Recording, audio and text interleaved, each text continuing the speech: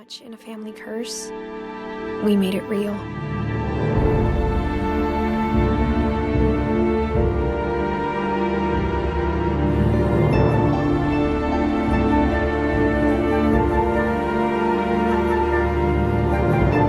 But it had to end one way or another.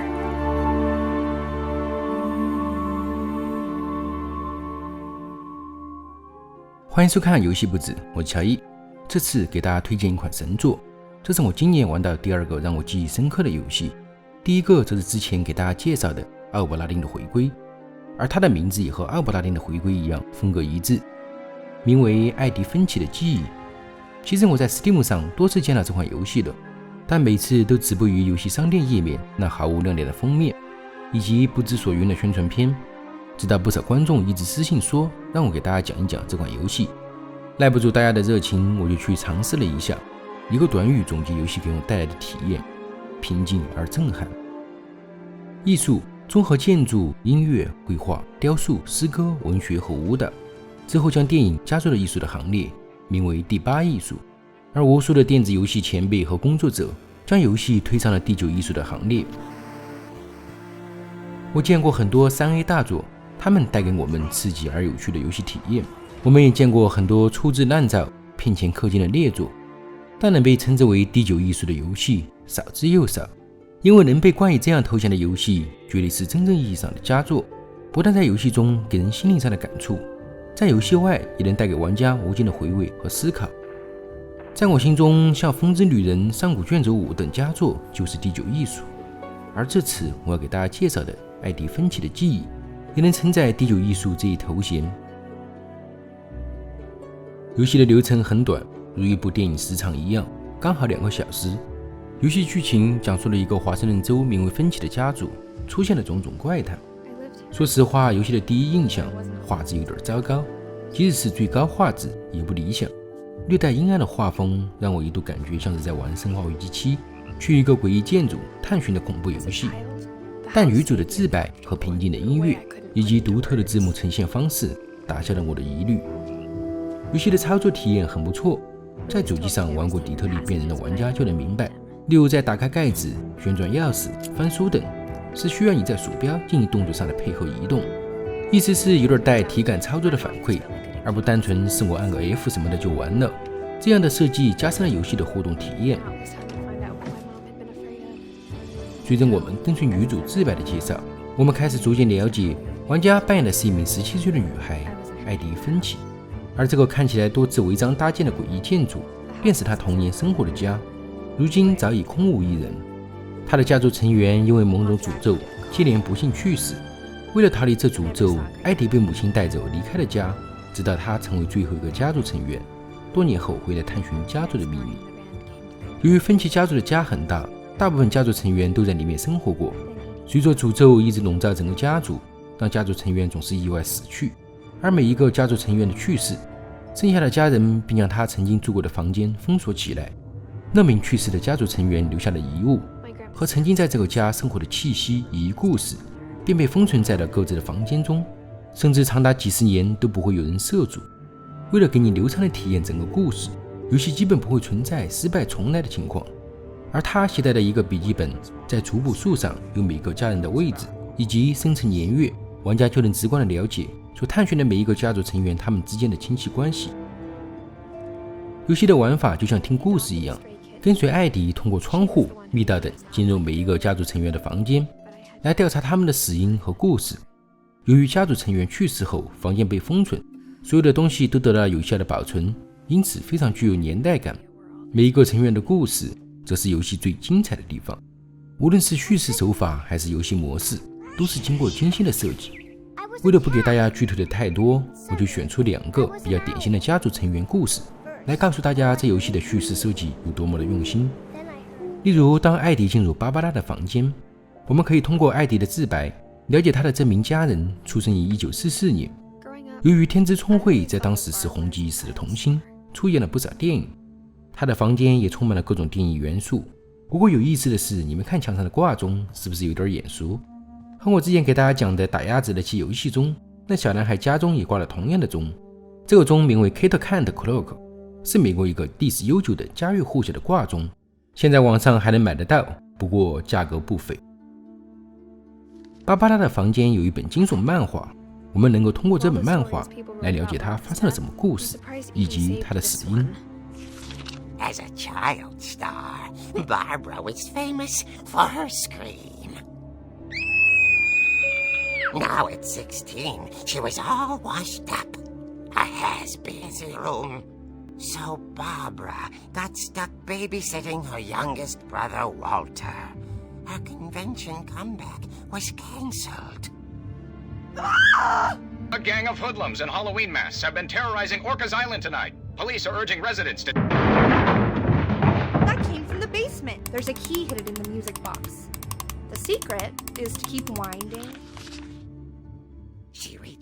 就这样，通过一个将平面漫画转变为动态，还能让玩家能在漫画中操控角色。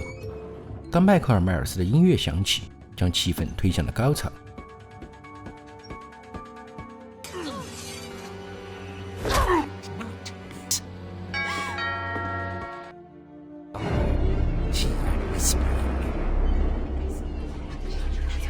Was coming from inside the house.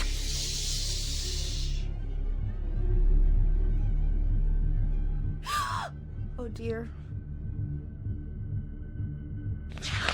The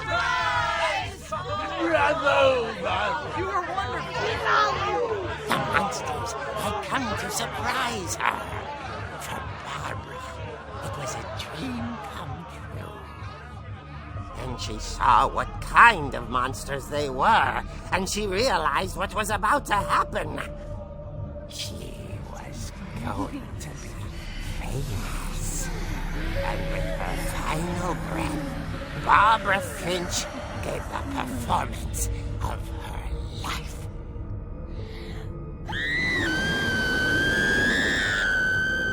I wasn't there myself, but I hear Barbara was magnificent. Poor girl. She had a taste for stardom. But unfortunately, so did her fans. Of course, the police blamed it all on poor Rick, who disappeared the same night. And little Walter? Hiding under his bed the whole time. He took it all pretty hard, but that's another story. As for Barbara, tucked inside the music box was all they ever found of her.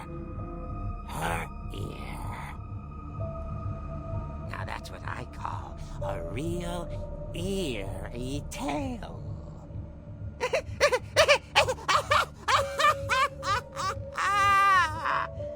短短几分钟就讲述了一个一波三折的惊悚故事。当我们知道芭芭拉的死因后，便在族谱书上画上了她的画像和生辰。如果你觉得这个设计还不是特别出彩，那我就给你看下一个。艾迪的一个哥哥发生的故事。他的这个哥哥有点精神问题，被安排在了鱼罐头厂。具体工作内容就是在流水线上等鱼来了，然后放入切割机切掉鱼头，进入下一步工序。大家都知道这种工作肯定枯燥乏味，拿着鱼咔，然后扔到下一个流水线上，就这样一直重复。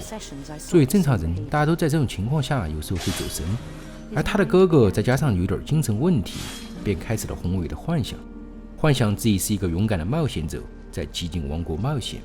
这时候的设计特别的赞，你需要右手控制鼠标，一直反复又麻木地完成切鱼头的工作，而左手操作键盘，控制冒险者在寂静王国里探险。一开始只是简陋的线条式走迷宫，接着随着他的哥哥越来越走神，幻想越来越逼真，画面从 2D 开始转入 3D 俯视角，同时右手还一直在切鱼头，连我自己都控制鼠标进入了麻木的机械化操作，甚至我自己都开始走神，而思绪则一直盯着左边的冒险历程。随着冒险的深入，他的哥哥也和我们一样，已经开始完全进入幻想世界了，早就忘了自己还在流水线上切鱼头了。And he won. They begged him to stay, but his mind was already wandering, until one day he forgot to go home from the cannery.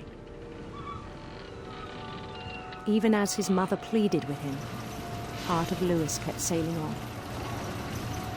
Golden Palace, east of the sun and west of the moon. 这时候的幻想画面也完全进入了3D，连我自己都感觉在玩一款新的游戏。But he was so proud of having created it. It was hard to argue with him.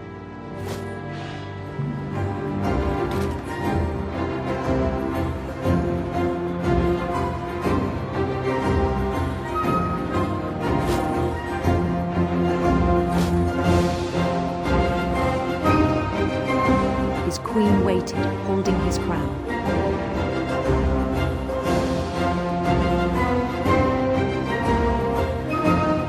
There was only one thing left to do.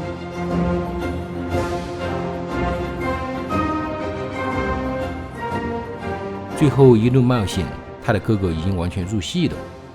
Bend down his head. 在万众瞩目下，等待着奇影王国的国王或者王后的皇冠加冕，但加冕前的断头台暗示了他最后的结局。 And the rest I think you know. Mrs. Finch, your son was a kind man who will be missed by all of us who knew him.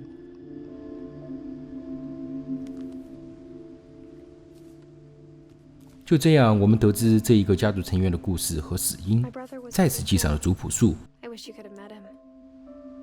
游戏的玩法就是这样，通过一个个房间探寻，每一个家族成员都有自己独特有趣的故事。你需要做的就是一步步把他们的故事和死因洞悉，然后记载到你的族谱树上，最后调查出整个家族的故事。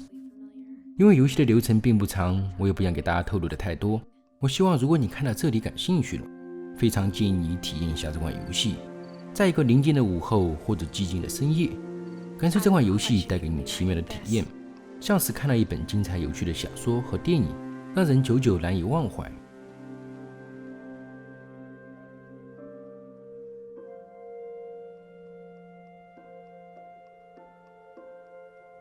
当然嘛，如果你不是对这类游戏特别感兴趣，或者出于很多原因无法体验，我也可以给你讲述游戏完整的剧情和结局。